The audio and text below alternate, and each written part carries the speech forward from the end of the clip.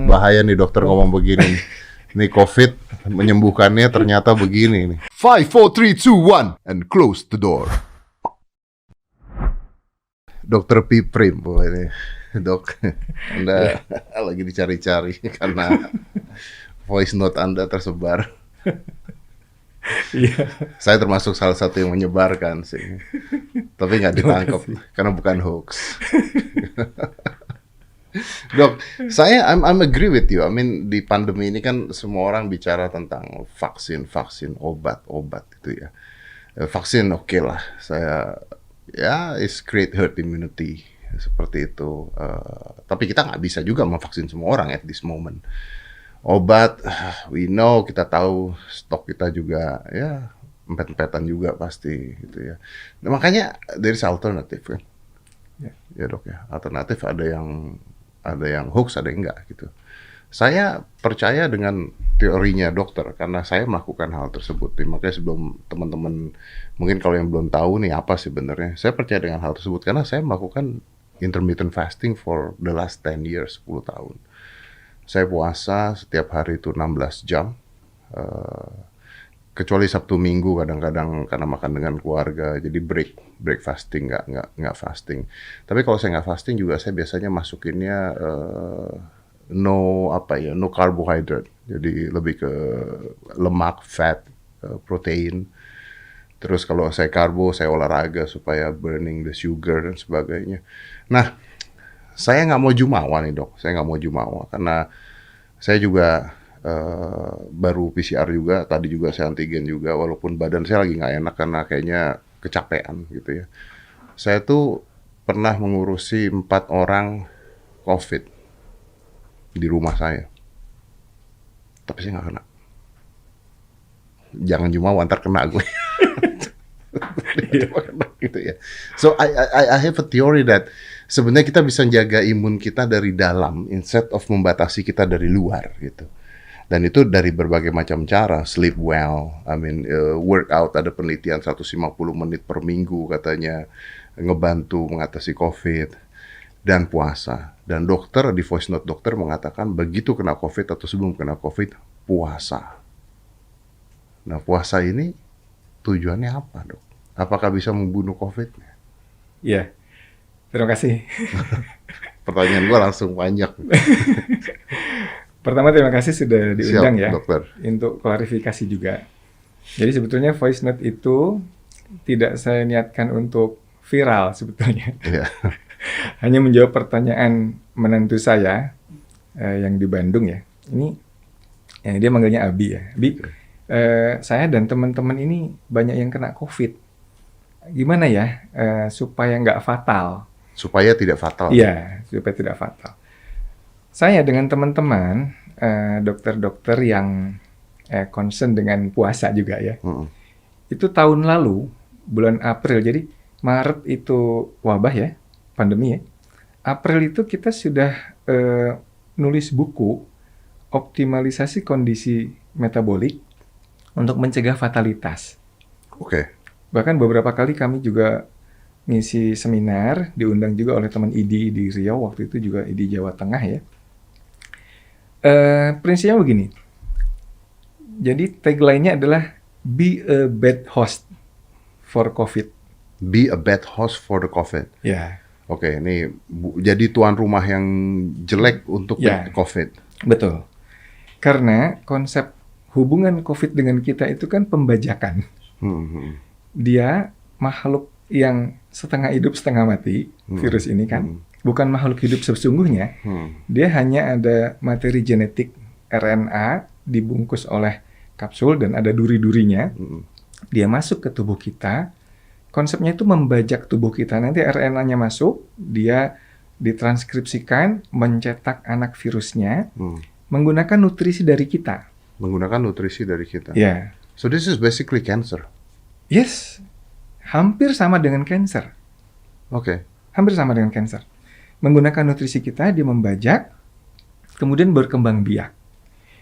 Nah, nanti mungkin ada beberapa hal yang beda, yang unik untuk virus ini ya. Kenapa dia kok bikin heboh banget gitu, virus ini? Karena yang dibajak adalah S2-nya. S2 ini kayak remnya inflamasi. Jadi begitu remnya dibajak oleh virus ini, inflamasi itu gaspol gitu, istilahnya gitu. Nah, berarti bisa terjadi komplikasi.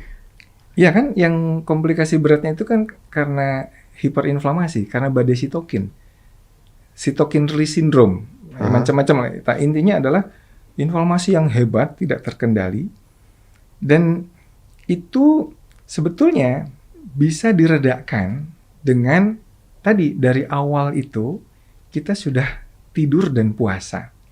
Oke dok, saya potong di sini sebentar dok. Take me as stupid lah ya dok. Yeah. Bukankah inflamasi itu harus ada lukanya dulu? Jadi gini, inflamasi itu nggak boleh lama-lama. Dia sebentar aja nanti beralih ke adaptive immunity. Ya kan? Tapi pada orang dengan komorbid, obesitas misalkan, dia itu sudah ada dalam kondisi inflamasi kronik, low grade chronic inflammation. So dokter mengatakan bahwa orang dengan obesitas itu sudah inflamasi? Yes. With or without the COVID? With or without. Oh shit. Ya, yeah. Nggak semua obes ya. Obesitas dengan sindrom metabolik ya. Tapi obesitas itu pada terutama yang buncit perutnya ya. Dokter mungkin jelasin dulu obesitas dengan sindrom metabolik apa bedanya dengan orang obesitas biasa? Obesitas kayak obesitas yang bukan visceral obesity. Oke. Jadi disertai di bagian-bagian penting tubuh. Iya betul. Kan ada obesitas yang tidak disertai sindrom metabolik. Jadi istilahnya metabolically health obesity. Oke. Ya kan? Okay. Dia obes tapi nggak sindrom metabolik. Nah yang seperti ini ya bukan komorbid yang berat. Tapi komorbid tetap. Bisa jadi komorbid kalau obesitas berat ya. Oke.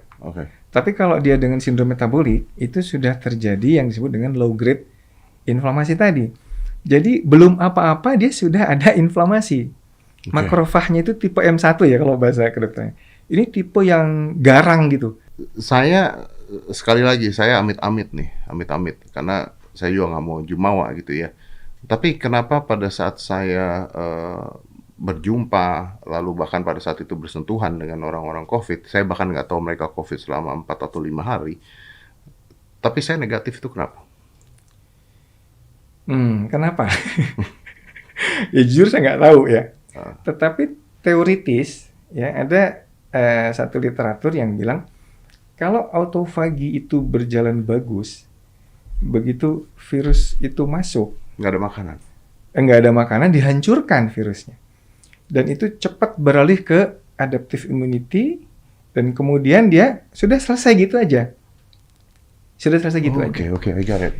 Nah, jadi memang sebetulnya kan kita lihat statistiknya kan ada 80% orang OTG. Iya. Atau dia gejalanya ringan. Atau kita nggak tahu jadi udah sakit apa belum sih, kita juga nggak tahu. Dicek antibodinya juga nggak terbentuk. Ya? Saya juga dicek antibodinya nggak terbentuk. Mungkin antibodi kan ini ya bagian dari adaptive immunity ya. Kalau innate immunity kita kuat, dia bisa selesai di situ, di innate immunity-nya. Sebelum terjadi antibodi tersebut? Iya, sebelum terjadi itu. Itu pernah saya baca di literatur. Jadi COVID itu diselesaikan dengan mekanisme autofagi yang sangat hebat. Oke, dok, ini orang-orang nggak tahu autofagi ini apa, dok? Dalam kondisi tidak ada kalori, tidak ada makanan masuk, atau olahraga yang cukup intensitasnya, intinya ATP-nya berkurang lah. Itu tubuh akan melirik di sekitarnya. Cadangan. Mana yang bisa jadi makanan. Sekaligus untuk recycle. Ya kan, recycle. Nah, mekanisme recycle ini sekaligus untuk housekeeping. Jadi bersih-bersih sel. Ini ada sel calon kanker dihancurin. Detox. Iya. Ini ada sel untuk Alzheimer itu kan ada protein salah cetak di otak itu. Dihancurin sama dia. Jadi orang yang rajin puasa, autofaginya berjalan dengan kuat, itu akan sangat bagus kesehatan metaboliknya. Ini yang saya banyak baca tentang autofagi ya. Ini terus terang di kuliah kedokteran juga nggak banyak dibahas nih. Karena konsep autofagi ini juga kan memang 2016 baru dapat Nobelnya karena baru kan. Iya, karena baru. Konteksnya baru, betul. Ya, saya kan puasa ya itu sehari 16 jam sampai 18 jam, kadang-kadang 20 jam seperti itu. Kadang-kadang nggak puasa gitu ya. Saya belum lari ke sana dulu, Dok. Tapi apakah kalau seandainya seseorang yang tidak memakan karbohidrat juga bisa lebih baik? Untuk COVID ini, Ya, jadi ada 2 jurnal yang saya baca oke. bahwa diet ketogenik Oke. ya, itu bisa dari sisi menurunkan obesitasnya, sehingga dia menurunkan risiko fatalitas. Oke. Tapi dia juga bisa mencegah fatalitas pada saat kena, ya. Pada saat kena, karena tadi mekanisme ada 2 hal. Pertama, keton. Benda keton ini adalah antiinflamasi yang sangat kuat. Benda keton ini. Jadi ketika orang tidak makan karbohidrat, kemudian juga dia menghasilkan livernya memproduksi keton. Pada dasarnya kan keton ini bahan bakar untuk otak ya, yang terbentuk pada saat puasa maupun pada saat orang itu tidak makan karbohidrat. Oke. Dan ketonnya itu sendiri antiinflamasi yang sangat kuat. Kita tahu bahwa virus COVID ini dia mengaktifkan inflamasom namanya, NLRP3. Ini akan mematangkan interleukin 1 beta ya, dan juga interleukin 18 dikeluarkan. Ini yang bikin sitokin storm itu. Ini sitokin itu dimatangkan. Jadi SARS-CoV ini memang ganas ya. Jadi dia mematangkan inflamasom tadi supaya inflamasi. Nah, keton ini menghambat pematangan sitokin tadi. Jadi makanya ada beberapa jurnal bagaimana keton luar ya, keton ester itu bisa juga salah satu alternatif untuk menghambat inflamasi di awal-awal. Orang nggak ngerti gimana caranya kita dapetin keton. Kalau kita puasa atau stop carb itu kan kita bikin keton kita sendiri. Kita membuat keton sendiri. Iya. Oke. Berapa lama kita berpuasa sampai hal tersebut terjadi? Yang pasti sih belum tahu saya ya. Okay. Tapi ada yang bilang 16 jam, ada yang bilang 18 jam, 24 jam. Intinya adalah ketika tubuh itu memang butuh kalori pada saat dia tidak ada yang masuk, dia akan ngambil dari tempat lain. Atau olahraga juga bisa. Olahraga juga bisa. Kalau olahraga kan dipakai. Kalori kita dipakai. Kalau puasa kita nggak dapat masukan kalori. Yang paling bagus adalah gabungan. Olahraga sambil berpuasa. Iya, fasting exercise. Oke. Nah, saya nih I'm on there. That's my religion gitu kan. Jadi saya tuh suka berdebat juga dengan orang yang mengatakan bahwa kalau kita berpuasa terus ototnya habis. I prove it kalau itu enggak gitu, karena cadangan lemak kita tuh banyak sebenarnya. Ya, cadangan lemak kita banyak dari zaman prasejarah. Saya mengatakan manusia itu kan diciptakan berburu ya. Yeah. Manusia nggak ada kulkas loh. Yeah, nggak ada Gojek nih kita nih, ya kan? Betul. Jadi either lu ngambil makanan berburu, catch an animal, dibakar saat itu dimakan, setelah itu lu puasa sampai mendapatkan makanan lagi. Dan manusia otaknya gimana pinternya, dia nyimpen cadangan lemak. Jadi seperti apapun yang akan diambil adalah cadangan lemak dulu. And then saya mengatakan bahwa kalau kita berpuasa, saya kan dulu pernah ada buku OCD tuh, intermittent fasting basicnya. It create growth hormone buat tubuh kita, menciptakan otot dan sebagainya, dan juga bisa membuat kita lebih muda. Nah, tapi itu di lain hal tuh, Dok. Yang hal paling pentingnya adalah sekarang ada dokter misalnya mengatakan kalau sakit makan. Tapi saya nggak mengatakan dua-duanya salah ya, karena memang jurnalnya, the scientific things is always change. Saya percaya dengan yang kalau sakit jangan diberikan makanan, gitu. Ada yang mengatakan kalau bakteri beda, virus beda, gitu. So, menurut dokter gimana sekarang kalau orang sakit atau flu atau COVID, mereka makan atau mereka puasa? Oke. Jadi sebetulnya tapi sebelum itu juga harus dipikirkan kalau makan obat gimana? Iya. Jadi sebetulnya ada yang disebut dengan sickness associated anorexia. Jadi orang yang nggak mau makan karena sakit, ya kan? Kalau orang sudah mulai kemasukan patogen di awal-awal, itu kan lemes ya, pingin tidur aja, demam, kemudian juga nggak mau makan, ya kan? Ini namanya sickness associated anorexia. Nah ini sebetulnya sinyal untuk harus kita ikuti. Yaitu tidur aja. Tidur. Jangan makan. Jangan makan. Kalau tidur pasti nggak makan kan? Iya. Kenapa? Ya kan? Karena tubuh kita itu ingin konsentrasi mengeliminasi patogen. Satu. Dalam salah satu jurnal yang saya baca, ini uniknya tubuh kita. Jadi ketika kita itu nggak makan, kita masuk ke kondisi katabolik. Katabolik itu yang tadi ke autofagi tadi. Jadi autofagi itu seperti apa ya? Jurus silat lah. Jurus silat. Kalau kita sering sebelumnya puasa, intermittent kayak Mas Deddy ya, itu akan ampuh jurusnya. Tapi kalau jarang dilatih ya susah. Tapi kita bisa aktifkan pada saat sakit itu. Pada saat sakit itu kita puasa, maka mesin autofaginya akan jalan dengan dahsyat. Autofagi itu selain housekeeping juga bisa sebagai namanya ada imunofagi namanya. Jadi dalam sistem imunitas sangat-sangat mengaktifkan kekebalan innate immunity. Oke. Masih nggak ngerti saya. Itu yang akan menyusun serangan balasan untuk virusnya. Apakah terbukti bahwa dengan melakukan puasa si pasien bisa cepat lebih sembuh? Ada beberapa jurnal sih, tapi yang saya baca misalnya metabolic switch to dampen the COVID. Jadi metabolic switch itu adalah bagaimana ketika orang itu switch metabolism dari anabolik ke katabolik, dari glukosa ke keton. Karena kita mengharapkan dua sebetulnya Mas Deddy, autofaginya dan ketonnya. Karena keton ini antiinflamasi yang luar biasa. Dia ganti rem yang rusak tadi. Jadi S2-nya dibajak, rem utamanya rusak. Kita butuh rem inflamasinya ini dengan yang ini tadi, dengan tidur dan puasa tadi. Puasa, Gimana kalau misalnya orang mau ngelakuin puasa tapi dia harus minum obat nanti? Kan itu pertanyaannya. Ya mungkin minum aja ya. Minum aja.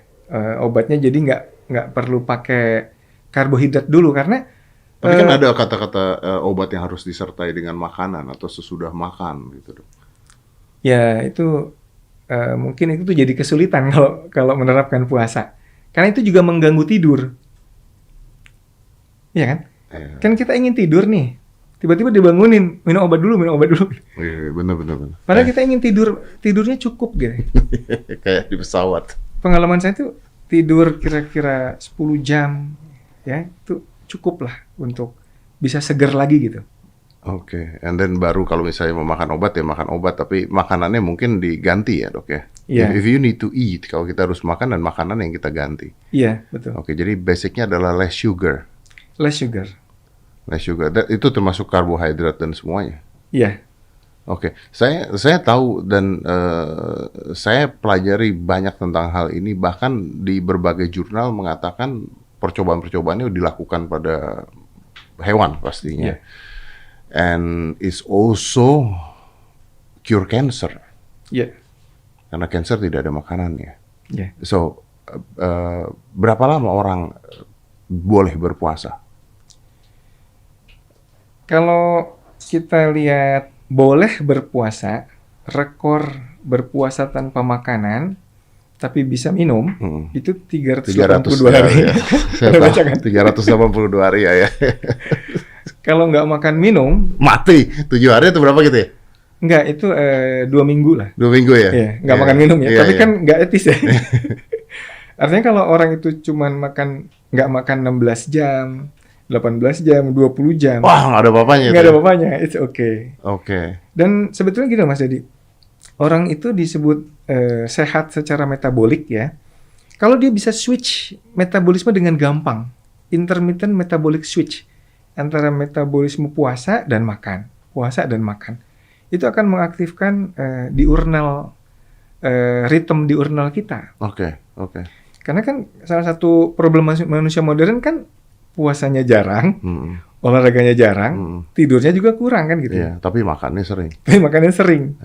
Nah, kalau saya melihat begini, apapun gaya hidup kita punya parameter standar yang menentukan kita itu on the right way atau tidak. Oke, how? Jadi ada 7 sih. Ini ada di jurnal Enhance ya. Oke. Jurnal ini bagus, nanti saya kasih deh. Survei kesehatan metabolik masyarakat Amerika tahun 2009 sampai 2016 kalau nggak salah. Jurnalnya terbit 2018. Apa yang dinilai ada 7. Satu, lingkar perut.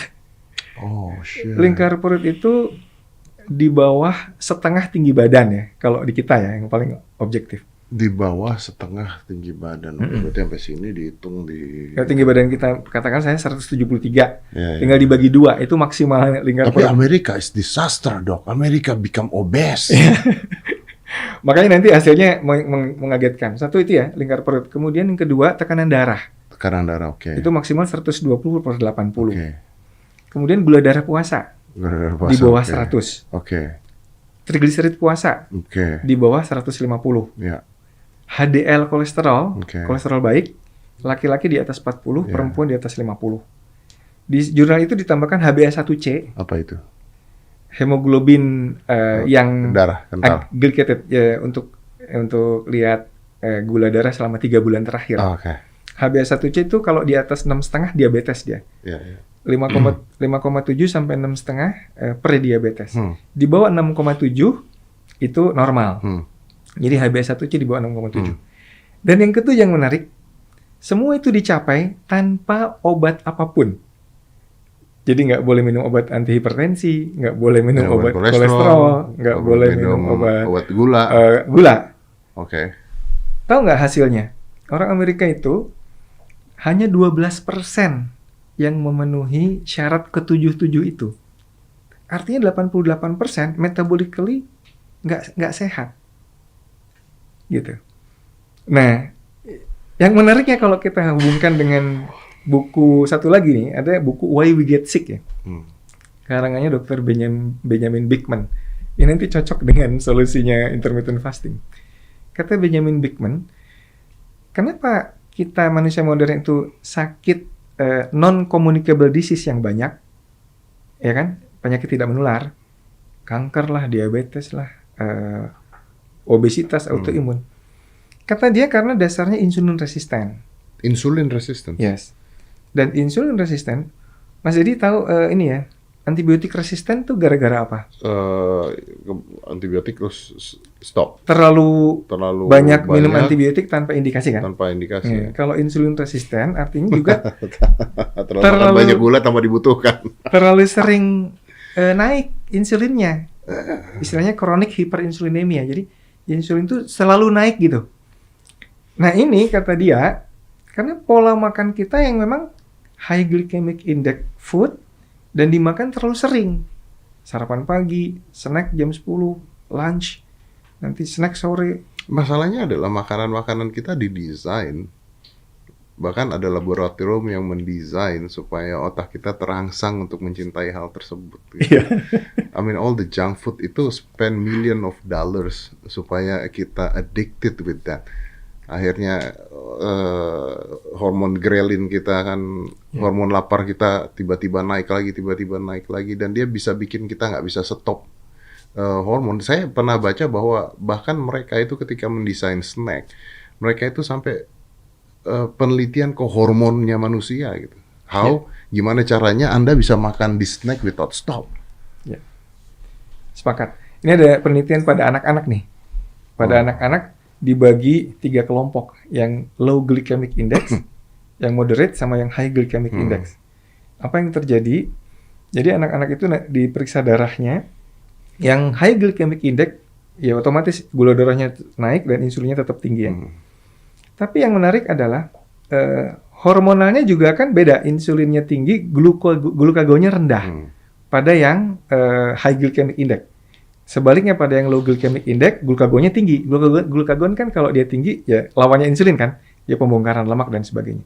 Tapi ada hal lain adalah rasa laparnya pada anak-anak yang diberi high glycemic index food jauh lebih tinggi dibanding anak yang low glycemic index. Otomatis total asupan kalori tambah banyak pada yang high glycemic index. Jadi memang itu sebuah keniscayaan. Ketika makanan kita yang high glycemic index food dan dimakan terus-menerus, Tambah lapar. Tambah lapar, dan tambah ada gangguan hormonal tadi, insulin resistennya bisa cepat. Ya, basicnya adalah kita nggak stop makan kan. Betul. Makanan-makanan tersebut didesain untuk kita tidak stop makan, because ya itu cara jualnya. Gitu. Betul. Dan ini kayaknya rahasia umum. Udah pada banyak yang ngomong begitu. Iya. Nah, artinya kita nggak usah bicara puasa lah, kita bicara skip meal aja, udah sangat membantu sebenarnya. Betul. Atau memilih makanan. Apakah memilih, gini dok, apakah memilih makanan juga membantu untuk kesakitan? Jelas. Di penelitian tadi, anak-anak yang diberi low glycemic index food itu hormonnya lebih bagus, kadar insulinnya lebih cepat turun, rasa laparnya lebih kurang, dan total asupan kalorinya juga lebih kurang. Artinya hanya dengan sekedar mengubah makanan itu ke real food, dan stop sama sekali yang high glycemic index, yang junk food, itu saja sudah sangat bagus untuk memperbaiki metabolisme tubuh. Karena dia nggak akan ngemil terus, dia nggak akan cepat lapar. Oke. Dan ini baik juga untuk, maksudnya begini, pertanyaan saya gini, apakah dalam masa pandemi ini orang takut dengan COVID, mengubah pola makan lebih sehat, artinya juga sangat membantu ya? Sangat membantu. Itu kan banyak yang setelah pandemi justru cemilannya banyak junk food ya. Itu kan mengerikan tuh, udah nggak olahraga, makan melulu. Tapi kan PPKM. Ya kan bisa di rumah. Di rumah pesan makanan, nonton TV, pesan makanan, nggak ada kerjaan, tambah makan. Ya itu dia, saya sempat ngomong, ini PPKM orang nggak bisa diem aja loh. Maksudnya nggak bisa diem aja tuh, jangan Anda di rumah terus diem, nonton sambil makan, ngunyah, nyenek, nggak berhenti-berhenti. You get sick. Iya, jelas. Like, you get sick. Itu ada juga jurnal survei internasional malah. Yang tadinya makan 3 kali, sekarang banyak yang lebih dari 5 kali makannya setelah pandemi ini. Jadi pandemi memang juga mengubah pola makan. Karena gini dok, karena banyak orang yang tidak berpikir bahwa mereka ketika mereka snacking itu mereka makan. Yes. Jadi udah makan belum gitu. Iya betul. Tapi sudah 2 bungkus. Tapi karena itu snacking gitu. Saya tuh gini, seperti tadi saya bilang ya, bahwa saya sebisa mungkin saya tidak makan sugar, sebisa mungkin. Masih makan nasi nggak? Masih. Jadi kadang-kadang kalau saya lagi latihan leg day berat banget gitu ya, udahlah saya makanlah supaya enak gitu badannya. Tapi saya tahu bahwa itu burn, bahwa itu dibakar sama bakarannya masih ada. Nah, banyak sekali orang tidak mengerti bahwa gula itu bukan hanya ada di gula gitu maksudnya. Iya betul. Ada yang gula tidak manis. Nah, ada gula. Iya kan? Iya. Roti tawar itu kan high glycemic index. Iya. Biskuit, ya kan? Iya. Bakmi, mie instan, itu kan ujungnya jadi gula semua sebetulnya. Iya. Dan kita nggak mengatakan tidak boleh ya dok ya? Ya. Harus terbatas lah. Atau kalaupun mau makan gula juga, itu tetap mesti ada periode kosong yang panjang. Iya. Jadi gini dok, ini saya mau cerita dok. Saya tuh kan makan di depan teman saya gitu, saya makan junk food. Anyway, itu teh botolnya nggak ada gulanya dok. Yeah. No sugar yang di sini. No sugar minum ya. Nah, saya makan junk food, fried chicken junk food gitu. Sama nasi, sama fried chicken, ada tuh 7 biji lah gitu. Saya makan gitu. Teman saya ngeliat gitu kan, terus tanya, ya lu makannya kayak begini gitu. Iya. Itu junk food lu makan. Iya, gue bilang. Itu nasi lu makan 2. Iya, gue bilang. Wah gila, gimana caranya bisa gitu? Kok masih sehat, gue bilang. Cuma saya malas aja neranginnya. Tapi yang they don't know atau they don't understand adalah, Anda lihat saya pada saat makan, saya bilang. Anda nggak lihat saya pada saat saya 24 sampai 36 jam nggak makan. Iya. Jadi saya percaya bahwa apa yang saya makan di saat itu habis sudah, karena tidak ada satupun makanan yang masuk sama sekali. Iya. Nah, banyak orang yang akhirnya bertanya, gimana dengan sakit mah dok? Kalau misalnya tidak makan, kan sekarang mitosnya adalah Anda telat makan, Anda sakit mah. Saya sendiri mengalami, saya tidak makan atau saya berpuasa, saya tidak mah. Iya. Jadi ini juga terkait juga nanti dengan jenis makanannya apa ya. Ada beberapa bakteri yang kalau kita juga banyak makan junk food tadi, itu bisa istilahnya ada overgrowth bakteri juga, ya. Dan itu bikin gas naik ke lambung kita. Jadi itu yang bikin masalah juga. Oke. Sebetulnya kalau kan sering ya gini, pada saat puasa Ramadan, kok saya sembuh ya mahnya? Nah betul, Iya kan? betul, betul. Kok saya sembuh ya? Ya betul, karena memang berarti jenis makanan kita yang nggak beres gitu. Jenis makanan kita itu yang kemudian membuat mikrobiota usus kita juga nggak beres, ya kan? Jadi saya kira pilihan, sebenarnya problem kita tuh di ultra processed food itu tadi ya. Iya. Yang Tapi kan di puasa Ramadan sekarang digembar-gemborkannya adalah berbukalah dengan yang manis. itu bukan hadis, Itu nggak ada kayaknya itu. nggak ada hadis. Tapi orang tahunya sekarang itu kan. Iya, Ya, jadi apa yang dimakan juga pengaruh ya. sangat berpengaruh. Jenis makanan itu sangat berpengaruh. Terutama yang tadi terhadap respons insulin ya. Jadi high glycemic index food itu memang menurut saya ya sangat berbahaya, dan kalau kita tetap mau makan itu ada kompensasinya, ya kan, olahraga tadi. Atau tetap ada fastingnya. Ada fastnya, ya. Kalau enggak ya balik lagi, yang paling bodoh itu kan adalah kalori in, kalori out. Itu yang paling bodoh lah menurut saya. Iya. Walaupun saya nggak setuju dengan kata-kata kalori in, kalori out itu. Kan orang mengatakan diet itu sederhana ya, kalori dimasukin lebih kecil daripada ingin kalori keluar gitu. Tapi kan tergantung kalori yang dimasukin apa dulu sebenarnya kan. 2000 nasi padang ayam 4 sama 2000 donat 6 beda nih kayaknya. Iya betul. Masih mending yang ada ayamnya nih sebenarnya. Jadi kan beda sebenarnya. Beda. Nah, orang tua gimana, Dok? Apakah mereka boleh berpuasa?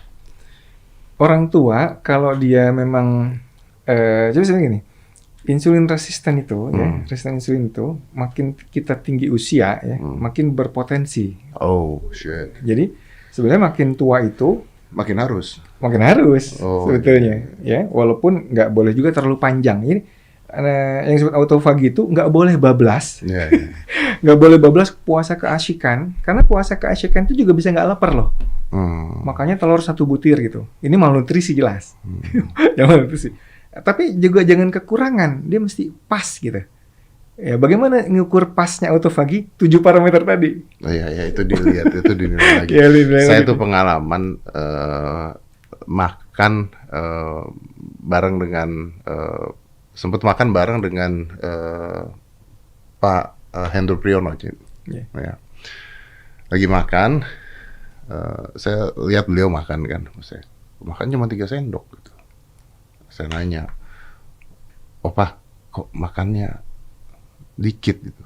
Padahal saya disuruh, makan. Opa makannya dikit.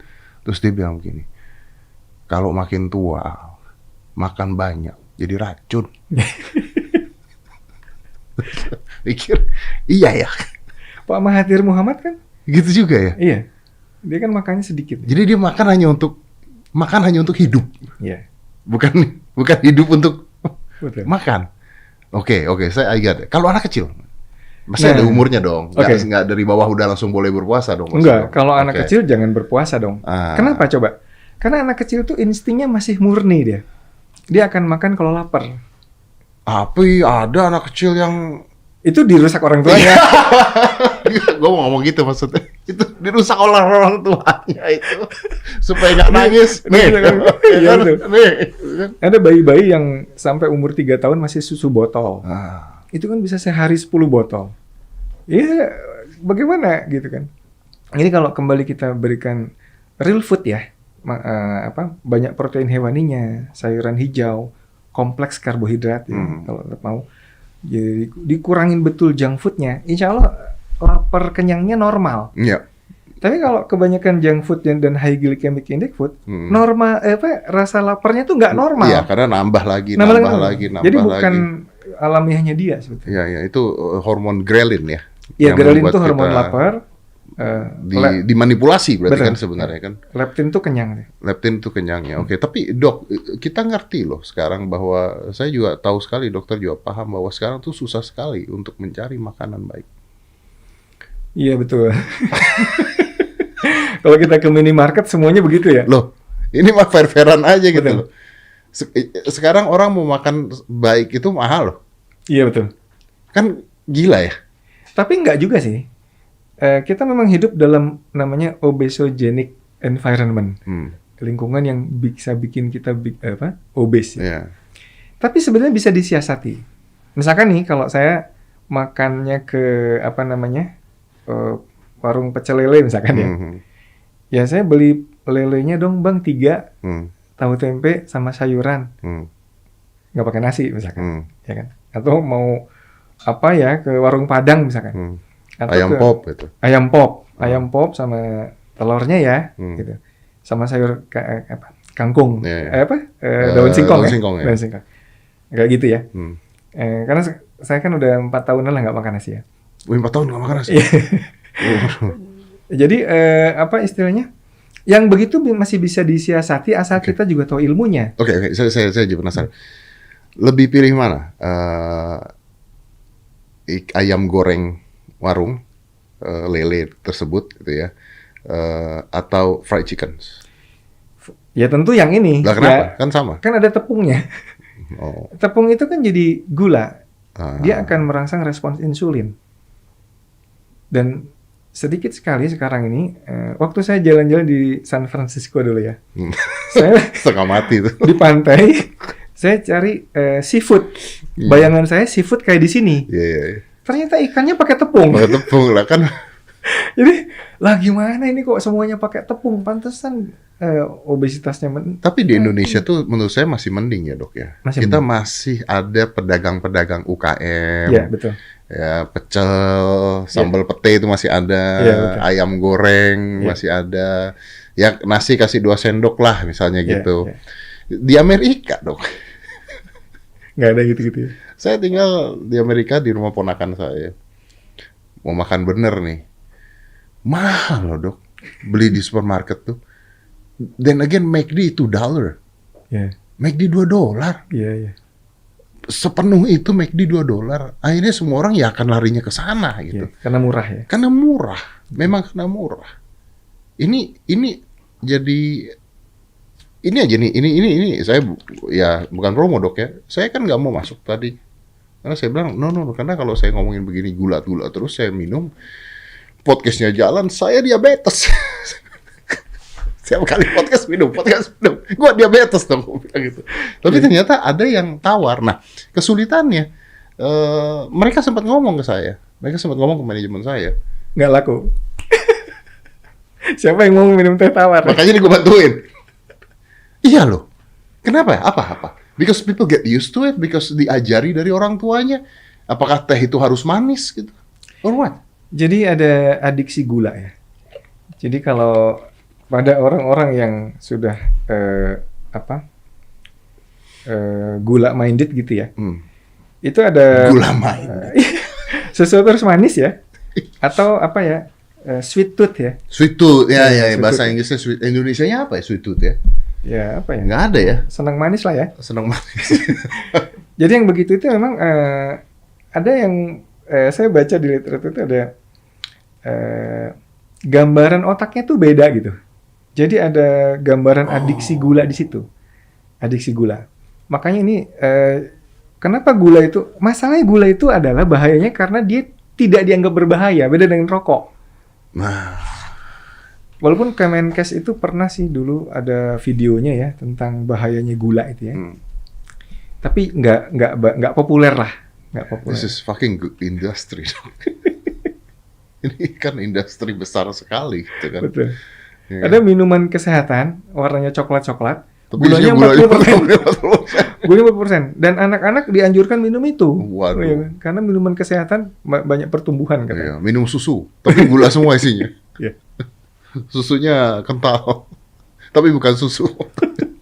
Gula ini. Ya. Dan saya sempat ngomong juga gitu. Saya sempat ngomong bahwa di mana-mana saya sempat ngomong kematian terbesar itu obesitas jantung saya bilang di dunia. And then Anda mengkampanyekan anti rokok, ditaruh tulisan rokok bisa begini gini. Why don't you put on the junk food? Bahwa makan ini bisa begini. Kenapa enggak? Gue bilang gitu. Yeah. Karena itu paling berbahaya gitu. Dan saya rasa ini bisa dididik kok dok. Karena anak saya mendidik dia untuk tidak makan gula gitu. Bukan tidak boleh ya. Ya. Bukan tidak boleh. Jadi sampai begini, sampai akhirnya kan kadang-kadang ada saudara saya datang tuh bawa coklat Roches yang enak banget lah itu kan atau es krim atau apa gitu. Jadi sampai di titik di mana dia itu makan. Dia makan satu gitu. Not makan, terus ambil lagi makan. Udah gitu dia sampai di titik udah, karena saya udah nggak pernah melarang dia gitu. Tapi di titik bahwa can we give this to someone else saja? Oh, keren. Karena kalau this on the table, I gonna take it gitu. Jadi lebih baik tidak pernah ada di meja itu. Gitu. Nah, bisa disubstitute gitu loh. Nah, cuman nih, saya nggak tahu nih, orang-orang kalau saya ngomong begini agak kaget apa enggak nih, tapi coba kalau saya dengar kata dokter, buah itu gulanya juga tinggi dong. Iya, fruktosa. Jadi kalau, betul, Dan orang sering tertipu dengan orang buah. bilang makan buah. Anda makan buah, ini tertipu oleh buah makanya. Jadi buah itu juga nggak semua aman. Buah yang rendah fruktosa yang aman. Red berry, Blueberry, strawberry, alpukat, buah zaitun, timun mungkin ya. nggak enak semua. Iya ya, mangga tinggi ya, Tinggi. kurma tinggi. Kurma itu seratnya banyak sih, tergantung jenis kurmanya ya. Ya tapi sekarang kadang-kadang udah GMO, Iya. ya kan? Kurmanya bukan kurma yang zaman dulu kan. Tapi saya masih ketemu tuh kurma yang seratnya banyak tuh. Masih ada. Masih ada. Tergantung belinya. Kita cari yang kurma yang seratnya. Mangga juga ada yang Mangga juga ada yang setengah mateng ya. nggak enak dong dok. Artinya gini, semuanya moderation kali ya, moderationnya. Jadi kan kalau orang dulu itu ada makan buah musiman kan. Kalau kita masalahnya buah manis itu selalu ada dalam kulkas. Dan fruktosa itu bahayanya adalah fruktosa itu dia kan nggak pakai insulin, dia dicernanya hanya di liver. Makanya orang makan buah manis itu cepat bikin perlemakan hati, fatty liver. Karena dia nggak diserap di otot. Kalau gula, nih Mas Dedi ototnya gede, makan gula, cepat diserap di ototnya. Ada GLUT4 di insulinnya bekerja masuk. Jadi otot membantu. Membantu. Makanya kayak Mas Adire gitu ya, itu makan gula, makan ini dia nggak banyak masalah, cepat diserap. Ya walaupun nggak boleh berlebihan juga ya. Iya. Tapi dibandingkan orang saya tidak berotot, dia membantu. Dibanding orang yang obes tapi ototnya kecil, nah itu kan langsung jadi doyong tuh ya. Iya. Ya, tapi saya setuju sih dengan kata dokter. Maksudnya saya juga Muslim kan dok ya. Maksudnya mungkin Nabi Muhammad juga ketika makan kurma juga, kurma yang zaman dulu agak beda sama kurma yang zaman sekarang. Di banyak rutop ya. Kurma yang sekarang entah. Kayaknya direndam gula. Loh, orang kita nyari ya harus yang manis dok, gimana coba? Kan orang berpikir gimana cara jualannya supaya laku. Iya betul. Dan zaman dulu itu yang dokter bilang bahwa buah itu tidak selalu ada kan dok. Iya. Kalau sekarang kan buah selalu ada. Iya. Durian gimana dok? Dia malah ketawa. Durian dok. Ya mungkin sesekali kali ya. Sesekali ya. Sesekali. Ya. Oke. Alkohol gimana? Nah. Ya saya sih nggak minum alkohol ya. I know, tapi kan alkohol itu kan sebenarnya sugar. There's ada gulanya juga. Ada gula alkohol. Kalau alkohol nanti ada alcoholic fatty liver itu yang bahaya kan. Kalau yang gula bikin non-alcoholic fatty liver. Oke. Tapi kalau alkohol ya alcoholic fatty liver. Alcoholic fatty liver. Oke. Nah sekarang kalau misalnya kita balik ke awal dok, misalnya someone get a COVID. Ya. Nah ini gini deh, ini dokter, ini bukan dokter bodong, ini dokter beneran. Tapi kita pendapat kita aja pribadi lah dok ya, maksudnya ya. Jadi kita nggak usah bawa-bawa yang lain gitu. Kalau seseorang dapat COVID, menurut dokter, what should they do? Fasting? Iya, itu seperti voice note saya itu ya. Ya, Memang banyak yang bahaya nih dokter ngomong begini. Nih COVID menyembuhkannya ternyata begini nih, bahaya nih. Banyak yang mempertanyakan kan. Tapi saya bilang saya punya literatur banyak menunjang pendapat saya. Jadi saya nggak ngawur bahwa ketika kita kena COVID, hal pertama yang harus kita lakukan adalah tidur. Tidur itu paling utama. Lebih utama dibanding yang lain. Kenapa? Karena ketika kita tidur, kita meng-off-kan saraf simpatetik kita. Saraf simpatetik itu identik dengan gas untuk inflamasi tadi. Oke. Jadi pada saat kita tidur, harus rest. Jangan update status, jangan bikin podcast. Ya, pada saat kita kena COVID tidur, serius. Tidur gitu. Obat mungkin bisa nanti dulu deh, tapi tidur tuh jauh lebih penting. Kan nggak mudah dok untuk tidur dok. Nah kalau memang susah tidur, mungkin ya ada beberapa temen yang minum CTM deh. CTM kan gampang ya. Obatnya juga nggak terlalu ini kan bisa dibeli di toko obat. CTM aja 1 misalnya. Yang penting usahakan tidur. Nggak usah terlalu lama. Sebenarnya kalau COVID itu karena yang masalah adalah inflamasinya yang tidak terkendali, jadi kita mesti punya rem darurat. Karena rem utamanya rusak. Nah itu dengan tidur tadi. Kemudian dengan puasa. Puasa tadi yang saya katakan bahwa puasa itu membuat autofaginya sangat efektif. Karena autofagi itu ngancurin virus dan mengaktifkan tadi itu. Dan kotoran-kotoran itu. Yang kedua juga ketosis. Jadi produksi keton ini adalah antiinflamasi yang kuat juga. Antiinflamasi yang kuat, Ya. Kemudian stop karbohidrat sementara. Sementara aja. Kalau karbo lover gitu ya, please sampai mungkin 2-3 hari, 4 hari, atau paling nggak sampai swabnya negatif lagi. Itu mungkin lauknya aja dulu. Kalau misalnya ini berlaku untuk orang flu juga nggak? Untuk flu juga bisa. Ini kan innate immunity ya. Yang saya bahas kan adalah kekebalan bawaan ya. Jadi berlaku umum sebetulnya. Ya. Tapi yang penting itu ikuti nafsu makan kita. Kalau kita memang betul-betul nggak nafsu makan, jangan makan. Because your body tell you to do kan basicnya kan. Tuhan nyiptain kita untuk ya itulah maksudnya, bukan Tuhan, maksudnya Tuhan menciptakan sistem badan kita untuk diikuti kan sebenarnya. Gitu kan dok ya. Dan itu bukan hanya kita kan, kucing juga sama. Ya kan? Anjing juga sama. Saya punya anjing dulu sakit, tiba-tiba dia bisa keluar ke taman nyari-nyari rumput, makan apa gitu, bisa kayak begitu sendiri, kayak punya insting gitu. Jadi maksudnya bisa nahan terus nggak mau makan gitu ya. Iya loh, itu that's amazing. Dok, saya mau tanya satu hal lagi. Saya nggak tahu dokter paham nggak kok di sini, tapi saya tuh kalau lagi nggak enak badan, saya suka sauna, dok. Sauna ya? Does it help or is it malah jelek? Saya nggak terlalu paham ya, tetapi ada yang menyatakan ya kalau kita sauna atau berendam es, jadi itu perubahan posisi seperti itu, gitu, itu menguatkan resistensi kita terhadap perubahan cuaca, karena perubahan cuaca kan stres juga. Ya, berendam es atau sauna ya, tentu dengan suhu yang terukur ya. Itu juga bisa istilahnya ya, membuat orang itu ada stres akut tapi kemudian balik lagi. Jadi tidak berhenti di zona nyamannya gitu. Iya. Itu bisa juga menguatkan imunitas. Karena sebenarnya badan kita tuh tidak boleh diberikan terlalu nyaman kan. Betul. Iya, karena kan olahraga puasa nggak ada yang nyaman kan. Nggak ada yang nyaman kan? Olahraga tuh nggak nyaman. Tapi after effect-nya itu yang bagus. Puasa juga after effect-nya. Iya, saya pernah dengar bahwa ketika Anda olahraga atau Anda puasa setelah berapa lama, itu efeknya hampir sama seperti you taking drugs. Endorfinnya naik, ininya naik gitu.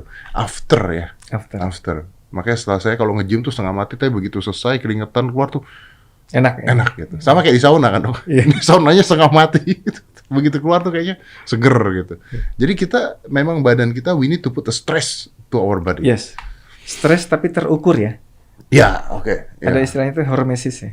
Ya. Hormesis, jadi ada stres terukur, kita bereaksi dengan stres itu, kita jadi kuat. Jadi kuat di sana. Oke. Dokter sampai sekarang masih belum kena COVID? Saya nggak tahu ya. Tapi saya pernah di 3 bulan apa 4 bulan tuh, Jumat itu saya merasa meriang, nggak bisa jalan. ke masjid itu kan saya di masjid tuh ngerasa nggak bisa naik tangga masjid itu. Sepulang dari situ saya nggak bisa ngapa-ngapain. Sholat asar itu tayamum, kemudian maghrib tayamum terus ya. Okay. Duduk sholatnya sampai duduk di kasur. Berarti udah bener-bener nggak bisa apa-apa. Nggak bisa ngapa-ngapain. Lemah sekali. Itu saya kerjakan tuh puasa. Kemudian ya minum air putih aja. Waktu itu saya lapar, saya makan telur aja. Itu Jumat ya kejadiannya ya. Seninnya saya goes lagi. Udah Seninnya udah goes. That's amazing. Jadi That's amazing. Istilah saya itu hibernasi ya. Maksud saya gini loh. Teori-teori kuno itu kan banyak quote-quote lama ya. Yeah. The best of fasting and resting is the best medicine gitu ya. Apalagi ya. Instead of drug, fasting a day misalkan gitu kan banyak betul. Apalagi kayak Mark Twain itu dia bilang yang saya maksudkan bukan ngurangin makan, tapi benar-benar total stop abstinence 1 hari atau 2 hari itu the best way to heal gitu ya. Nah itu saya alami, jadi makanya saya percaya. Jadi nggak berlarut-larut gitu loh. Tapi ya, kita ambruk dulu. Ya ambruk ya pasti. Ambruk dulu, harus ambruk. Jangan sok kuat. Jangan masalahnya kita kan kadang-kadang kita sok kuat. Kita udah dikasih sinyal, kita nekat gitu. Nah itu ambruk beneran pasti. Lama jadi recovery. Nah tapi saya setuju dengan dokter, dan setahu saya almost hampir di semua agama itu ngajarin puasa. Betul, puasa adalah ajaran agama semua agama. Iya, betul. Saya di Muslim puasa, Kristen ada puasa, Buddha ada puasa. Betul. Di Buddha itu malah 1 meal a day kalau nggak salah. Mereka biksu-biksu itu katanya makannya 1 meal. Jadi di semua agama tuh dari zaman dulu tuh sudah ada ngajarin puasa. Semuanya suka puasa kecuali kita. Bukan kecuali food industry. Kecuali food industry ya. Padahal agama udah ngajarin puasa ya. Iya betul sih, betul. Because it is an industry. Ya, wow, it's an eye opening dok. Thank you banget. Tapi ini ya sekali lagi balik lagi, bukannya artinya Anda tidak boleh makan apa yang Anda mau, ya silahkan aja gitu ya. Tapi menurut saya ada saatnya makan. Ada saatnya makan. Pada saat recovery itulah kita saatnya makan. Pada saat istilahnya virusnya udah kita kendalikan, baru kita makan. Kita butuh recovery, baru kita makan banyak. Ya. Tapi kalau kita makan banyak di awal, dikasih makanan virus. Kan kata Hippocrates kan gitu, to eat when you are sick is to fit your sickness. Itu maksudnya di awal itu. Ya. Ngasih makan di awal-awal itu ngasih makan penyakitnya. Jadi makan ya secukupnya aja lah ya, atau you do fasting. Dokter, thank you. It's such an honor. Terima kasih banyak. Ini boleh disclaimer ya? Silakan. Bahwa yang saya sampaikan ini bukan apa istilahnya guideline medis. Oh bukan, ini sebagai dokter pribadi kok ini. Ini kita bahas COVID pribadi, nggak ada dokter, nggak ada urusan dokter ini. Ya mungkin berbeda dengan guideline resmi ya. Berbeda, tapi insya Allah banyak literatur yang betul. Menunjang, jadi nggak nyebar hoax lah. Betul. Saya juga yakin bahwa this is not a hoax, totally not a hoax. Karena memang ya ginilah, kalau Anda bilang ini hoax dan sebagainya, kita balik lagi agama apa, Anda apa coba saya mau tahu. Agama Anda ngajarin nggak tuh puasa dari dulu? Ngajarin kok. Hampir semua agama ngajarin puasa. Jadi ya memang mungkin dari zaman dulu sebenarnya udah dikasih tahu ya kita ya. Kita harus seperti itu. Cuman ya karena ya kemasan-kemasan berwarna. Kalah gitu. Dokter, terima kasih banyak. Let's close this. 5, 4, 3, 2, 1 and close the door.